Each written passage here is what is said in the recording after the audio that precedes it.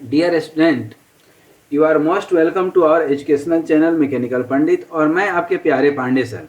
आज operation management में एक इम्पॉर्टेंट टॉपिक जो वर्क मेजरमेंट का हिस्सा है, जो टाइम स्टडी का हिस्सा है, जिसका नाम है various time estimation and production standard. इसमें बहुत सारे जो प्रोडक्शन में शॉप फ्लोर पे मैन्युफैक्चरिंग में जो टाइम, अर्थात टाइम कहने का मतलब क्या है, जब वर्क मेजरमेंट की बात किए थे या टाइम स्टडी, बेसिकली जब वर्क स्टडी की बात करते हैं तो उसमें दो पार्ट होता है, एक मोशन स्टडी, दूसरा टाइम स्टडी।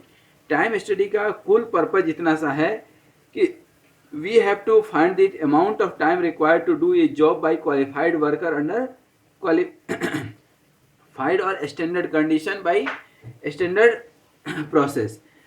एक लास्ट हम आपको डिफाइन किए थे कि time study is the art of observation and record the time required to do each detailed element of an, मतलब कोई भी काम करने में एक स्टैंडर्ड टाइम कितना लगना चाहिए एक स्टैंडर्ड कंडीशन के अंदर।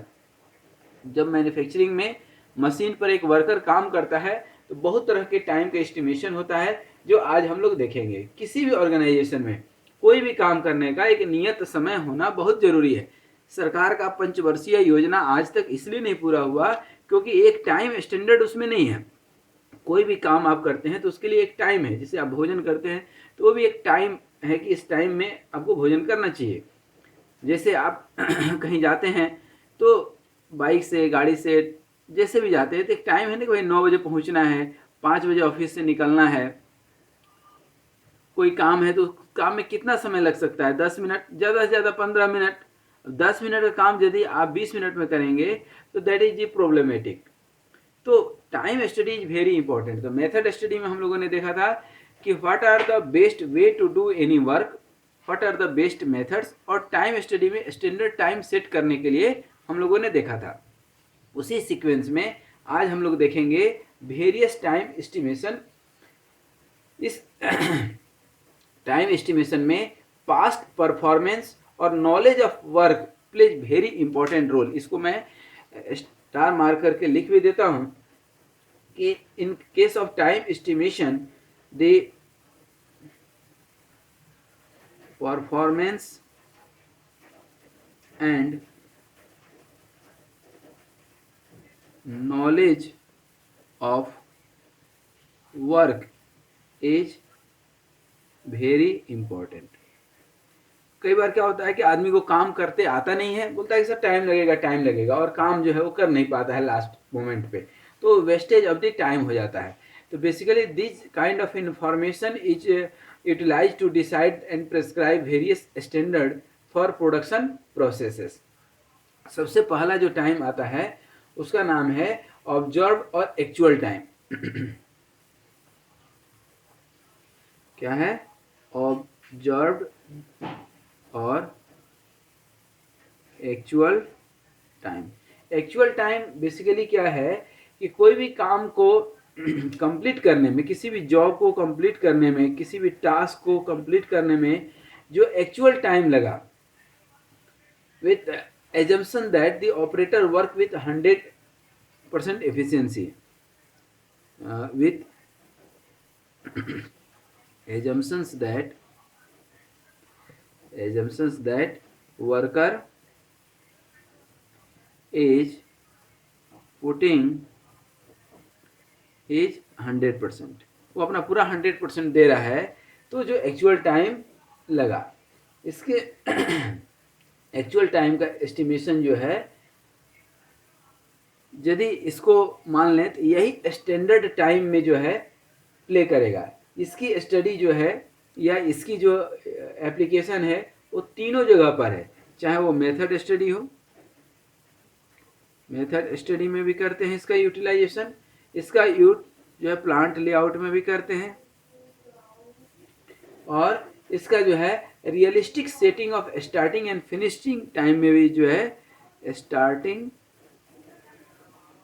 एंड फिनिश टाइम में भी इसका यूज करते हैं कि कोई काम कब स्टार्ट करना चाहिए और कब फिनिश करना चाहिए। ठीक है। दूसरा टाइम जो आता है that is the normal time.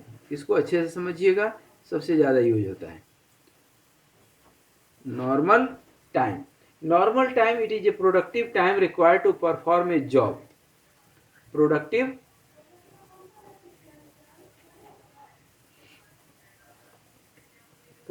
time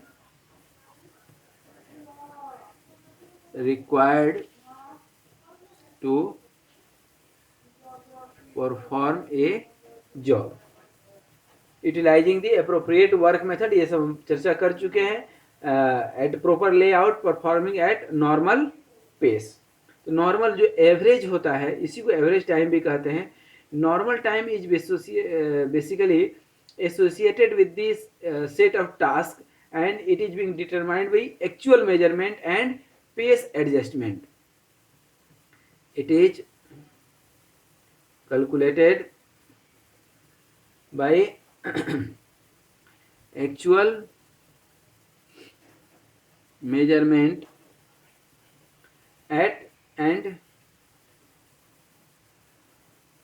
pace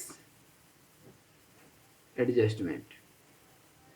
यदि इसको मैथमेटिकली हम लिखते हैं तो क्या हो जाता है हमारा normal time. Normal time is basically average observe time, average observed time upon actual time. कहीं कहीं यही average observe time actual time हो जाता है, इनटू रेटिंग, परफॉर्मेंस रेटिंग, क्या बोलते हैं इसको, performance rating divided by 100. That means कि इसको और यदि अच्छे से हम लिखें तो नॉर्मल टाइम को क्या लिख सकते हैं, normal time is time work, वो कितना देर काम किया, into performance rating,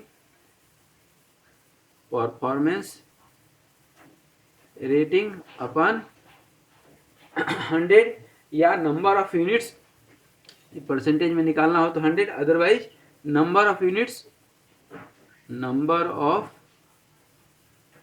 units produced. ये भी एक फॉर्मूला है. टाइम वर्क, कितना देर वो काम किया. परफॉर्मेंस रेटिंग, ये हम आपको अभी बता देंगे, या हम बताए भी परफॉर्मेंस रेटिंग कि हर आदमी का परफॉर्मेंस एक जैसा नहीं होता है. 0.8, 0.9, किसी के 100 है तो 1 ले लेंगे. तो ये नॉर्मल जो है टाइम का फॉर्मूला होता है. उसी तरह से एक होता है स्टैंडर्ड टाइम. अब निकालते हैं स्टैंडर्ड टाइम. स्टैंडर्ड टाइम में basically amount of time required by an operator of average skill who uses an average amount of effort and average working condition. इसमें जो है सब कुछ एवरेज लेते हैं, average skill, average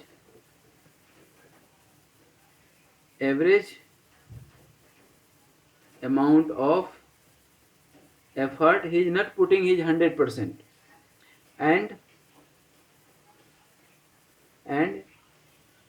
average working condition भी 100% supportive generally नहीं ही रहता है. कंडीशन यूजिंग द स्पेसिफाइड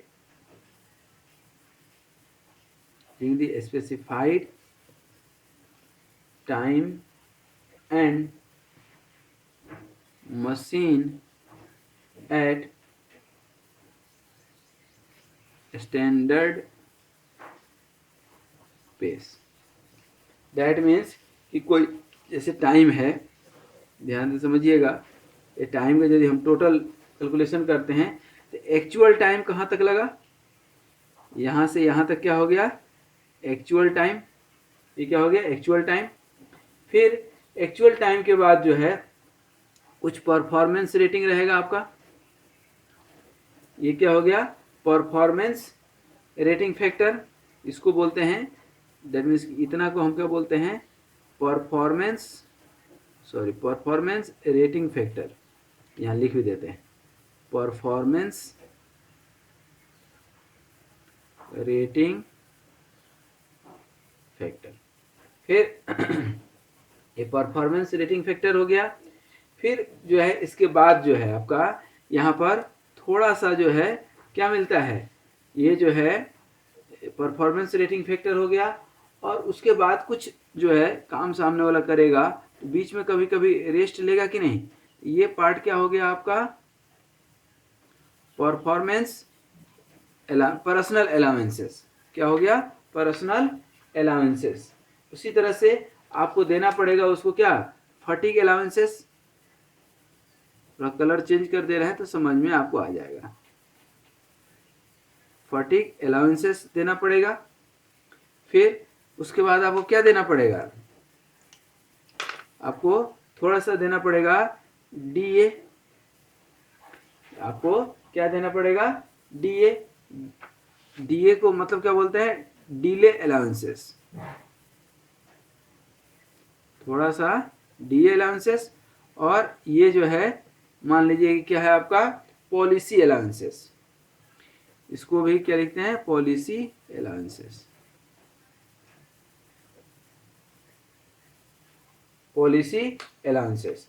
और ये सब जोड़ करके, पॉलिसी अलाउंसेस कई जगह छोड़ देते हैं, ये जोड़ करके क्या बनता है, स्टैंडर्ड टाइम।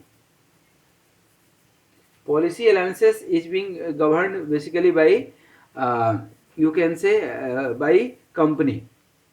और ये जो है नॉर्मल टाइम जो होता है, नॉर्मल टाइम जो अभी आपको हम बता रहे थे पिछले उसमें, ये जो हम अभी आपको बताए नॉर्मल टाइम, ये नॉर्मल टाइम इसके हिसाब से कैसे निकालेंगे, नॉर्मल टाइम इक्वल टू क्या हो जाएगा, एक्चुअल टाइम प्लस ये आपका PRF, performance rating factor, PRF, ये क्या हो जाता है आपका परफॉर्मेंस रेटिंग फैक्टर। तो इस तरह से आप क्या निकाल सकते हैं, नॉर्मल टाइम निकाल सकते हैं।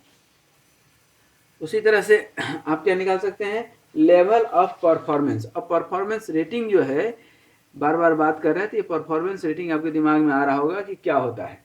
तो बेसिकली बात यदि करें हम किसकी, लेवल ऑफ परफॉर्मेंस की, क्योंकि परफॉर्मेंस रेटिंग फैक्टर सबकी अलग अलग होगी, अभी हम बता रहे थे। तो परफॉर्मेंस या level of performance of level, या लेवल ऑफ परफॉर्मेंस, तो it is basically rate of the output achieved by a qualified operator on an average for the day। ये तब का है जब all allowances are being provided।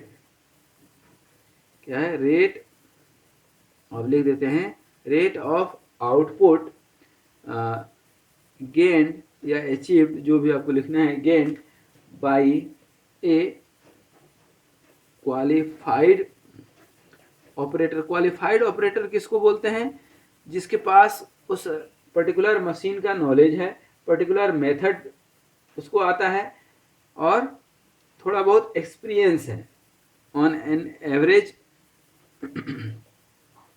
Of the day due to allowances provided, due to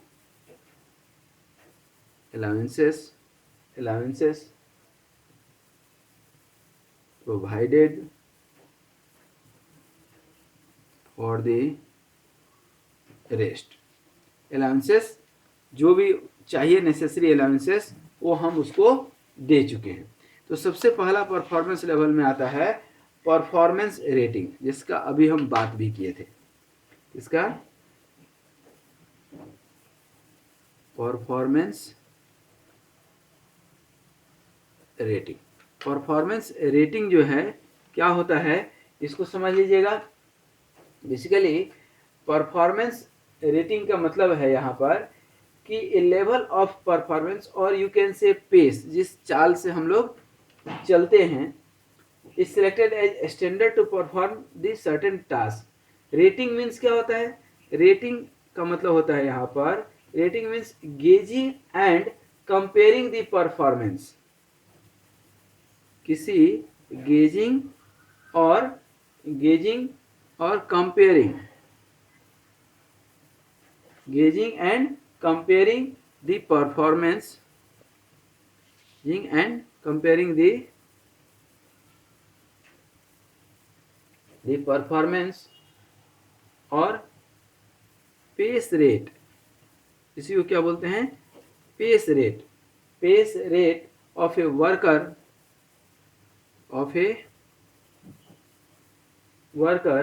against a standard performance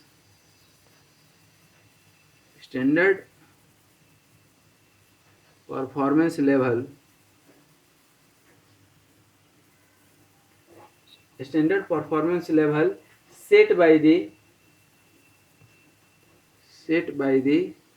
expert of time study में जो भी analyst है, जो भी एक्सपर्ट है, वो एक सेट कर देता है। वो भी सेट किससे करता है, बेसिकली एवरेज टाइम ही सेट करता है।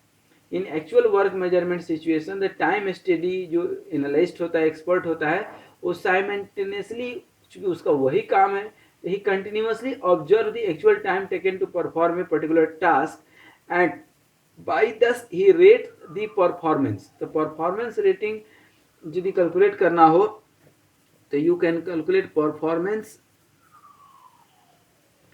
रेटिंग। तो performance rating is basically observed performance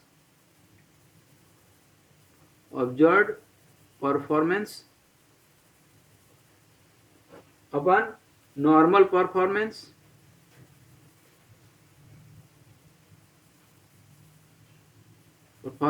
into 100। ठीक है, तो basically the context of normal performance का मतलब क्या होता है, ये भी एक एवरेज परफॉर्मेंस है और पर्टिकुलर ऑपरेटर का जो ऑब्जर्व किया उसने एक्चुअल, तो that must be such that the time standard set for it must be in the working capacity of majority of worker in the unit. ये नहीं किसी एक का जो है वो कर लिया, नहीं, जो ठीक ठाक वर्कर है उनको सेट करना है। It would be no use if specifically you have used some high या too high of the best worker। किसी एक को पकड़ लिए जो दी बेस्ट काम कर रहा है, तो उसके हिसाब से सब तो बेस्ट नहीं कर सकते हैं, तो we have to calculate the average. इसी तरह से लो परफॉर्मेंस स्टैंडर्ड को भी हम यहाँ पर प्रायोरिटी नहीं दे सकते हैं, तो हमको एक एवरेज वर्कर को पकड़ना है, या दी बेस्ट को पकड़ लें और एवरेज को पकड़ लें और लोएस्ट को पकड़ लें और उनका एवरेज निकाल लें। तो उस तरह से हमें ये निकालना है, ऐसा नहीं कि किसी पार्शियलिटी जो है नहीं करना है। तो that is the basically rating. अब जो है थोड़ा सा समझिएगा रेटिंग फैक्टर, परफॉर्मेंस लेवल के बाद rating factor, it is basically weightage. The time study जो एक्सपर्ट है मल्टीप्लाइज द एक्चुअल टाइम और observe time with factor called rating factor और लेवलिंग फैक्टर। इसी को क्या बोलते हैं, लेवलिंग फैक्टर भी बोलते हैं। व्हाट वी से, और लेवलिंग फैक्टर। अब इस लेवलिंग फैक्टर की यदि बात करें तो लेवलिंग फैक्टर में बेसिकली नॉर्मल टाइम को सेट करने के लिए एक नॉर्मल वर्कर को रेट करते हैं, and this rating factor is basically expressed as a percentage of the efficiency of representative worker या operator which show how efficient an operator is in comparison to some of his fellow operator. तो इसको यदि लिखना चाहें तो basically क्या लिख सकते हैं, percentage of the efficiency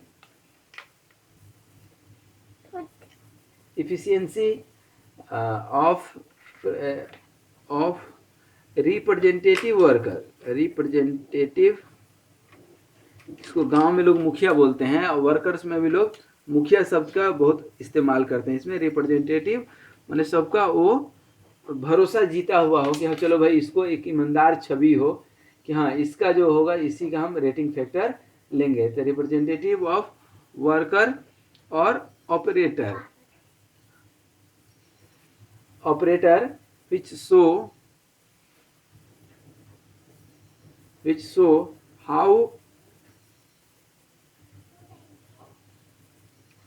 efficient an operator is in comparison to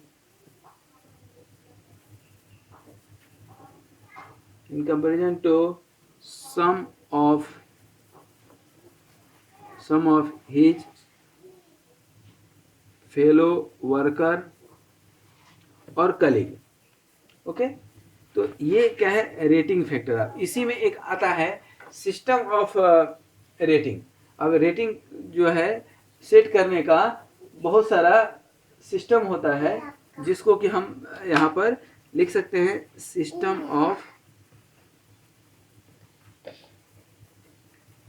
of rating.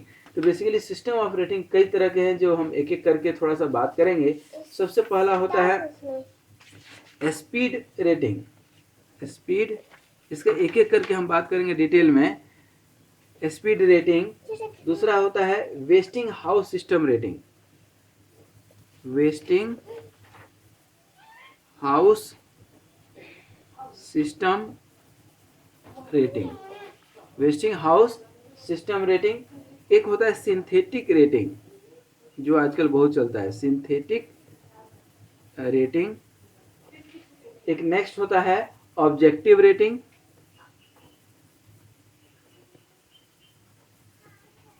Objective rating. और लास्ट एक होता है साइकोलॉजिकल इवेल्युएशन.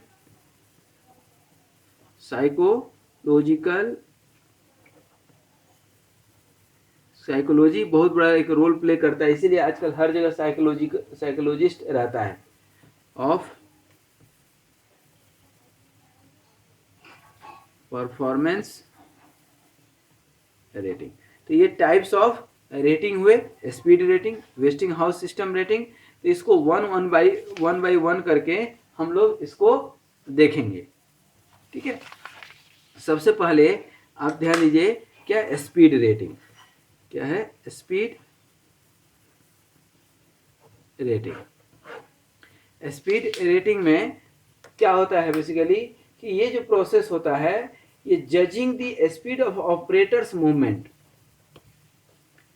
जज the speed of movement of worker या ऑपरेटर, जो भी बोलने, in relation to normal pace and is noted as a factor. Rating can be applied in different elements of the job, and mathematically you can express this one as normal time equal to observed time into workers speed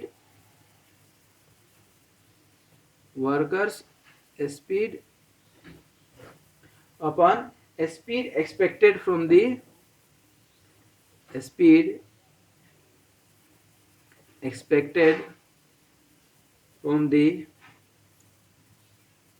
worker. Speed expected from the worker. ये क्या हो गया, speed rating. इसी तरह से wasting house rating भी निकालते हैं. अब ये थोड़ा सा ब्रीफ में हम जाएंगे. Wasting house system of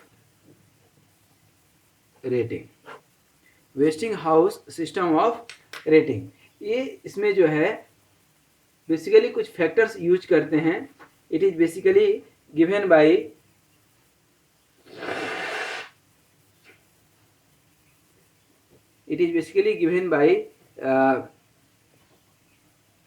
C.E. Bedox. He was the manager in a Toyota company, and he has selected 4 factors. कौन कौन सा फैक्टर इसमें काम करता है? सबसे पहला फैक्टर काम करता है स्किल. दूसरा फैक्टर है एफर्ट. तीसरा पैरामीटर है कंडीशंस, जिसमें वर्किंग कंडीशन है. और जो है चौथा फैक्टर है कंसिस्टेंसी। ये 4 फैक्टर पे उन्होंने निकाला और इन चारों का उन्होंने एक न्यूमेरिकल वैल्यू भी दिए हैं।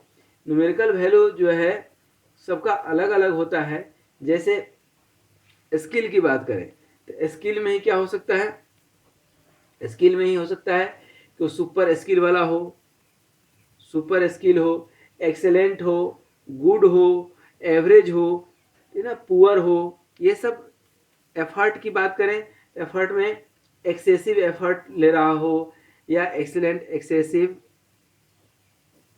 एक्सेसिव, एक्सेलेंट, एक्सेलेंट या गुड, एवरेज, पुअर, ये सब है।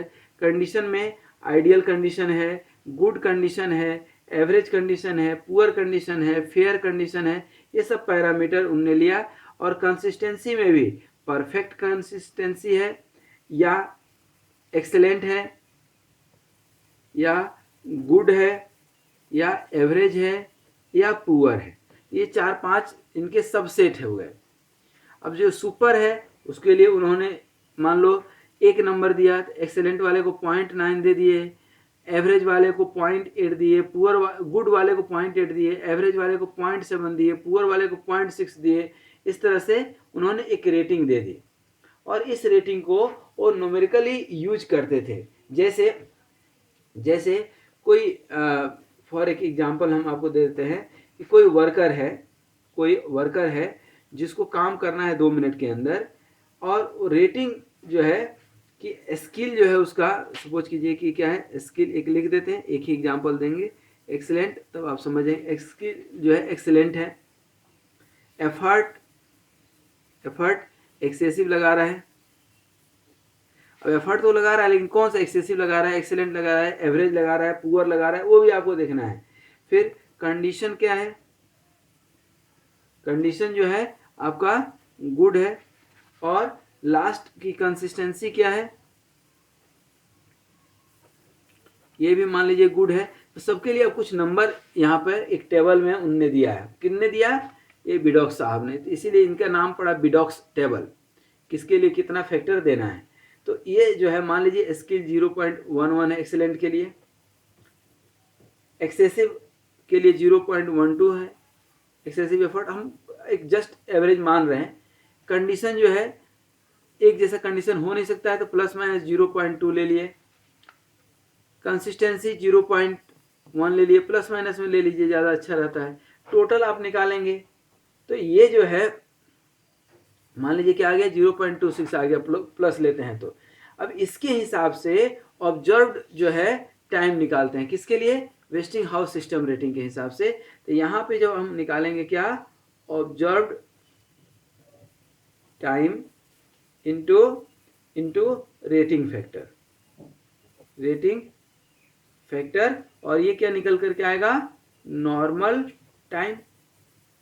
ठीक है, तो फाइनल ओवरऑल रेटिंग कितना निकला है, ये 0.26 कितना निकला है, 0.26। और अभी हमने आपको बताया भी था क्या, ये 2 मिनट के लिए, तो ये 2 मिनट इंटू 0.26 इक्वल टू जो है 0.26 रेटिंग आ गया। 0.26 इसको हटाएंगे तो क्या हो जाएगा 100, क्या हो जाएगा 100। और ये क्या है, रेटिंग है। तो अब रेटिंग फैक्टर में भी दिया रहता है क्या, रेटिंग फैक्टर में क्या दिया रहेगा आपको, मान लीजिए रेटिंग फैक्टर में आपको दिया है rating factor is normalised by 100। तो आपको जो कैलकुलेशन देगा, कैलकुलेशन जो देगा उसमें कैलकुलेशन क्या देगा, 100 प्लस 0.26, ध्यान दीजिएगा। तो क्या हो जाएगा 1, ये 0.26 हटा दिए तो क्या हो जाएगा, सॉरी ये 100 अब प्लस दिस वन, ये 100 अब प्लस 26 टू जा क्या हो जाएगा 56, ये पॉइंट हटा दिए हैं और इंटू 100 करेंगे तो ये क्या हो जाएगा 156। इस तरह से आपका ये क्या निकल जाएगा, नॉर्मल टाइम। तो इसका कोई फिक्स कैलकुलेशन नहीं है, बट एक बेडॉक्स टेबल है, उसके हिसाब से ये रेटिंग आप तय करते हैं। तो देयर इज ए फार्मूला, उस फार्मूला पे हम नहीं जा रहे हैं। और फिर इसी तरह से ये अभी हमने प्लस यूज किया था, प्लस वाला लिए थे, माइनस भी तो ले सकते थे हम, माइनस भी ले सकते हैं। तो ये जो आपका नॉर्मल टाइम का जो है ये फार्मूला लिखाए थे कहाँ पे, ये इंटू 100 वाला, ये परफॉर्मेंस रेटिंग और नॉर्मल टाइम का जो है फार्मूला दिखाए थे आपको, कहाँ गया, ये एवरेज इंटू ऑब्जर्व टाइम, ये यहाँ देख सकते हैं। टाइम वर्क जैसे 2 मिनट काम किया, performance rating 0.26, number of minutes produce तो है नहीं, इसको हम यहाँ से यूज करेंगे अपन 100 इंटू रेटिंग फैक्टर मालूम है, अपन 100 यूज कर लिए, तो 100 उसको प्लस कर दिया है, तो इससे आपका ये निकल गया। इसी तरह से एक रेटिंग आता है सिंथेटिक रेटिंग, जो आजकल बहुत यूज होता है। सिंथेटिक रेटिंग मतलब क्या होता है, this system of rating was proposed by basically Mauro. The pace rate of an operator is evaluated with the help of predetermined motion time, जो है ना PMTS जिसको बोलते हैं, predetermined motion time study. Thus the time study observed notes down the actual time of performance for the elements as done in the previous method। इसीलिए इसको हम बोल रहे हैं predetermined motion time study, बार बार बोल रहे हैं। The performance times for many elements that can be tabulated, that can be standardized। तो जो भी प्रीडिटरमाइंड मोशन टाइम वैल्यू है उसका एक टेबल होता है, और उस टेबल के आधार पर हम लोग रेटिंग फैक्टर निकालते हैं। तो रेटिंग फैक्टर इसका निकल करके आता है P/A। P जो है क्या होता है, pre determined motion time standard for the element expressed in the minutes, generally हम लोग करते हैं। और ए क्या हो गया, एवरेज एक्चुअल टाइम या ऑब्जर्व्ड टाइम, याद रहेगा। तो पी क्या हो गया, PMTS वाला टाइम, और नीचे क्या हो गया, एवरेज टाइम निकाल लेते हैं। तो ये होता है सिंथेटिक रेटिंग। एक होता है second last, that is called objective rating.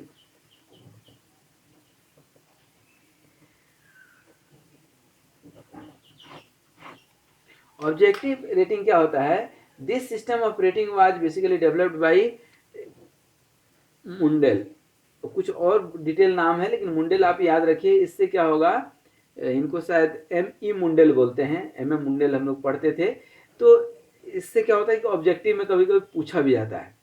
तो basically in this condition objective rating, the tempo या मूड जिसको बोलते हैं, mood of the worker, mood, हर आदमी का मूड हमेशा काम करने का नहीं होता है, एक टेम्पो होता है काम करने का, एक जोश होता है जिसको हिंदी में बोलते हैं। Doing a job in taken into account, तो वो टेम्पो या मूड, या हिंदी में यदि हम लिखें तो जोश या उत्साह, जिसको इंथुसिज्म भी बोलते हैं, इंथुसिज्म।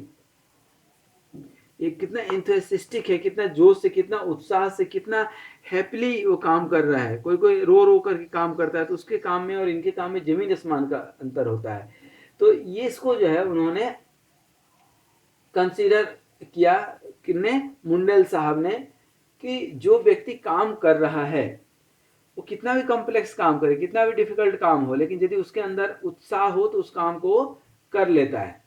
तो उनने इसको जो है वर्क डन को उन्होंने जो है वर्कआउट किया। इसमें जो उन्होंने फैक्टर लिए, तो 6 फैक्टर उन्होंने लिया है, देख लीजिए। अमाउंट ऑफ जो है बॉडी यूज्ड, कुछ लोग जो होते हैं उनका बॉडीली मूवमेंट बहुत अच्छा होता है, बहुत अच्छे से बॉडी पोस्चर या बॉडी मूवमेंट के साथ साथ, जिसको बोलते हैं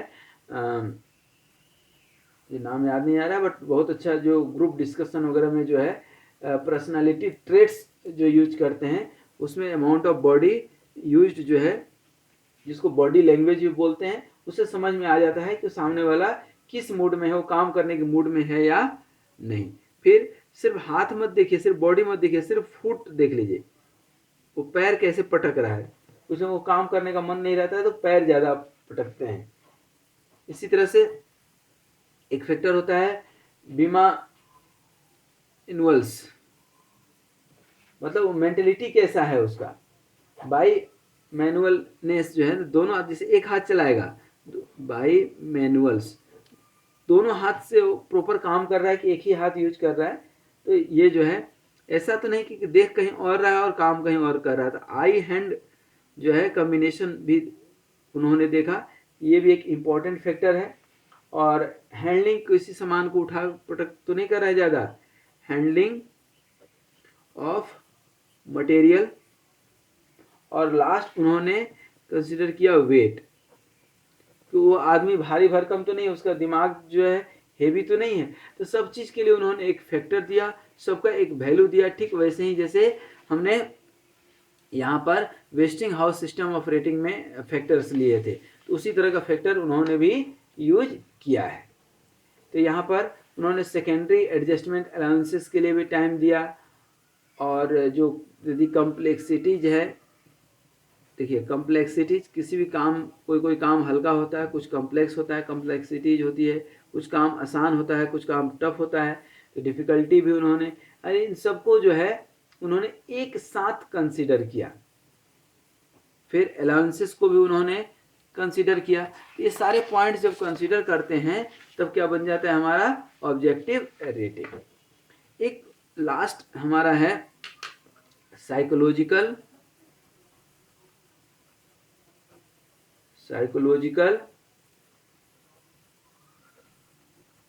evaluation of performance, psychological evaluation of performance rating. तो बहुत सारे ऐसे स्टडी हैं जो फिजिकल वर्क को और जो है मेंटल वर्क को कंबाइन करते हैं, फिजिकल प्लस मेंटल। अब साइकोलॉजी ये कहता है कि मेंटली हो या फिजिकली हो, वर्क वहीं पे ज़्यादा अच्छा होता है जहाँ पे ऑक्सीजन जो है कंजम्पशन ज़्यादा है। मतलब ऑक्सीजन वर्कर को जो है मिलना चाहिए प्रॉपर। तो proper oxygen intake, proper oxygen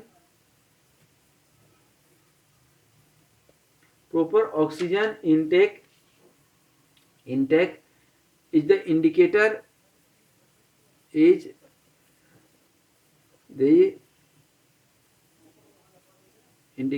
of is the, you can say, reliable indicator of performance। इसीलिए हर इंडस्ट्री के लिए कुछ कंपल्सन है कि जितना उसका टोटल एरिया है उसमें 10% या 20% ग्रीनरी मेंटेन करना है, उसको पेड़ पौधे लगाने हैं।